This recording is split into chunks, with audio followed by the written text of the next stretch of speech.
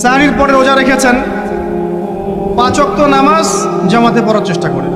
খুব সিম্পল জিনিস, খুব বেশি কিছুর দরকার নেই আমাদের। 5 ওয়াক্ত নামাজ আপনি জামাতে পড়ার চেষ্টা করেন। বাসার থেকে ওযু করে বের হবেন, প্রত্যেক পদক্ষেপ হাঁটবেন, আপনার একটা স্টেপে একটা করে গুনাহ মাফ হবে, একটা নেকি লেখা হবে, মর্যাদা বাড়িয়ে দেওয়া হবে। একে 10 দিয়ে গুণ করা হবে, রমজান মাসে আরো 70 দিয়ে গুণ করা হবে ইনশাআল্লাহ।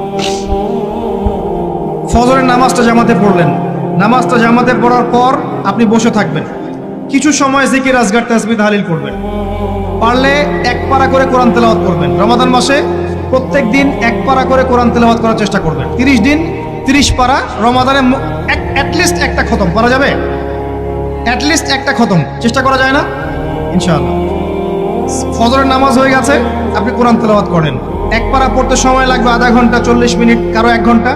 এরপর সূর্য উঠে যাবে, উঠে গেলে পরে আপনি 2 রাকাত ইশরাকের নামাজ পড়বেন, নামাজটা পড়ে বাসায় যাবেন। আল্লাহর নবী বলছেন সাল্লাল্লাহু আলাইহি ওয়াসাল্লাম, আপনার আমল নামায় একটা কবুল হজ, একটা কবুল ওমরার নেকি লেখা হবে ইনশাআল্লাহ। এবার রেস্ট করেন, বাসায় গিয়ে রেস্ট করেন। যখন ঘুমাবেন তখন ঘুমের সুন্নাহগুলো আদায় করেন।